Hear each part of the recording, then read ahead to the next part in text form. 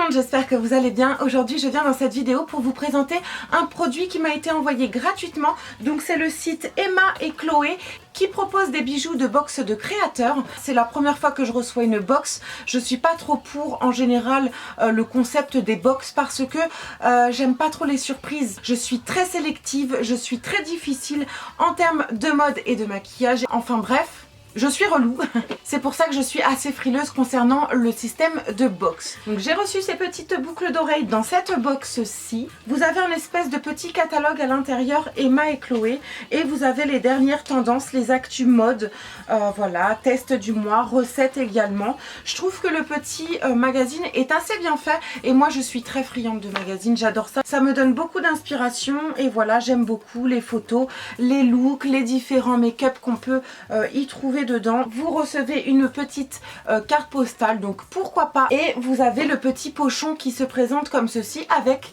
la paire de boucles d'oreilles à l'intérieur. Si vous me connaissez un petit peu, vous savez que j'ai tendance à aimer les choses en toute simplicité et là, bah bingo, on est tout à fait dedans, donc je suis ravie. Vous avez un petit certificat d'authenticité, donc vous ne recevez pas de la merde et vous en avez la preuve. Le prix public de ces boucles d'oreilles est à 70 €, voilà, et il me semble que dans les box vous la recevez au prix de 19,95 € si je ne dis pas de bêtises, et je vous précise tout ça au niveau de la vidéo. N'hésitez pas à aller voir le site parce qu'il y a des offres très régulièrement. Par contre, le seul hic dans ce système, comme je vous ai dit, c'est que vous n'êtes jamais sûr du bijou que vous recevez, donc il n'est pas forcément sûr de vous plaire. Voilà, moi je suis chiante certes, mais peut-être que vous ça vous conviendra. C'est le seul point négatif que je trouve à cette box, mais au final c'est le point négatif que je trouve à toutes les box. C'est pour ça que j'ai du mal à m'y abonner en général. Assez blablaté, aujourd'hui je vous propose un make-up et deux looks, un de journée et un de soirée. Ils m'ont bien sûr été inspirés par ces petites boucles d'oreilles. Tout de suite j'ai vu un look indien, ne me demandez pas pourquoi. N'hésitez pas à me mettre plein de petits pouces en l'air, ça me donnera plein d'encouragement et ça fait toujours plaisir. Je vous invite également à vous abonner à ma chaîne, c'est soit sur le petit bouton rouge s'abonner tout en haut ou dans la barre d'infos. Donc allez-y, déroulez-la. Pour commencer ce make-up, on va s'attacher les cheveux pour éviter que ça nous gêne et on va appliquer une base sur toute la paupière mobile et immobile, ce qui va permettre de faire tenir les fards qu'on va mettre par la suite. J'applique ensuite un fard crème sur toute la paupière mobile et immobile, ce qui va me permettre d'estomper plus facilement après. J'applique ensuite mon fard de transition et je commence au niveau de ma paupière immobile. Je prends un brun moyen, un espèce de brun camel, histoire de faire un joli fondu et un joli dégradé. J'applique ensuite un fard crème sous mon sourcil ainsi que sur ma paupière mobile pour avoir un petit peu de luminosité au niveau du maquillage. Ensuite, j'applique un fard brun moyen au niveau du coin externe et du coin interne de mon œil. Je laisse vraiment un point lumineux au niveau du centre de ma paupière et j'applique le même fard au niveau du ras de cils inférieur de mon œil.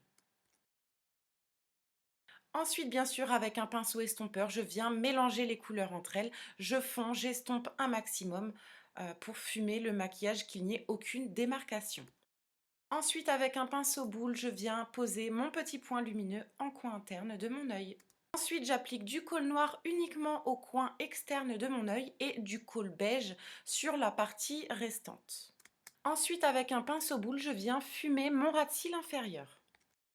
On passe au liner et j'applique mon liner en deux temps. Dans un premier temps, j'applique mon gel, puis je repasse avec un feutre liner de chez Kat Von D.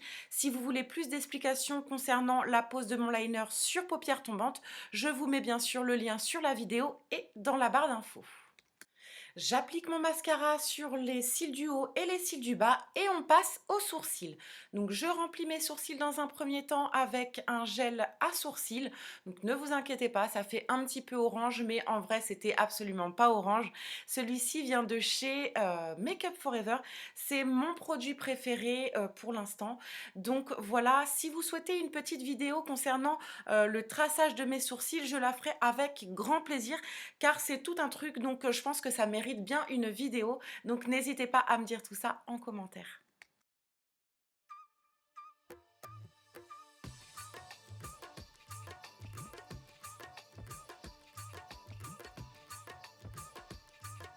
Ensuite, on passe au teint et j'ai choisi d'appliquer aujourd'hui le fond de teint encre de peau de chez Yves Saint Laurent en teinte BD50. C'est l'un de mes fonds de teint préférés. J'ai choisi de l'appliquer avec un pinceau plat de chez Sigma. Ce fond de teint est vraiment parfait pour venir matifier mon teint et l'unifier tout en transparence. Je l'adore. Ensuite, je viens appliquer mon anti-cerne sous mes yeux pour cacher mes cernes et également pour gagner de la lumière. Je l'applique également au niveau de mon front et je viens le fondre avec un Beauty Blender légèrement humide. Ici, je viens cleaner mon maquillage avec un autre anti-cerne. J'ai choisi celui-ci parce que l'embout est parfait pour venir en précision au niveau de mes yeux. Et je viens estomper également avec mon Beauty Blender. Ensuite, avec un autre Beauty Blender, j'applique une poudre libre très lumineuse, justement pour garder la luminosité de mon anti-cerne. Voilà, je l'applique uniquement aux endroits où j'ai posé du concealer et je viens balayer avec un pinceau boule pour enlever l'excédent. Ensuite, avec un bronzer, je viens redéfinir légèrement le contour de mon visage et creuser un petit peu mes joues, lui donner un petit peu de vie parce que j'étais quand même bien blanche. Ici, j'applique de l'highlighter au niveau de mon front, de mes joues, de mon menton, l'arc de Cupidon ainsi que mon nez.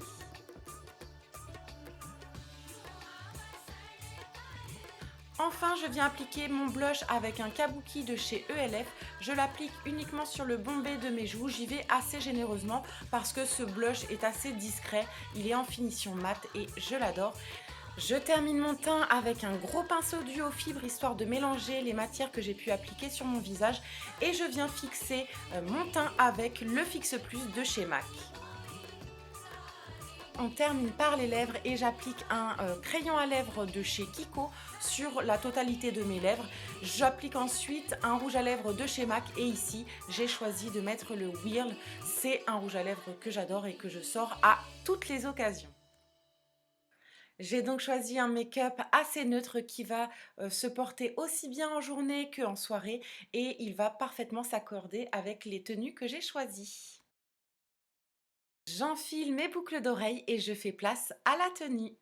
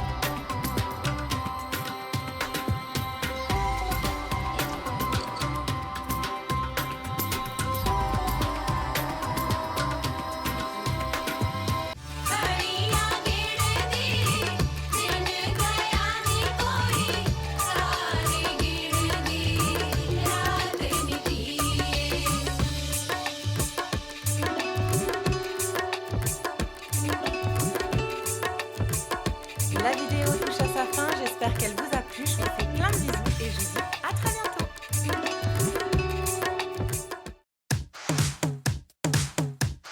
J'ai testé pour vous 3 techniques différentes pour venir se repulper les lèvres de façon naturelle et non définitive, on va dire ça comme ça.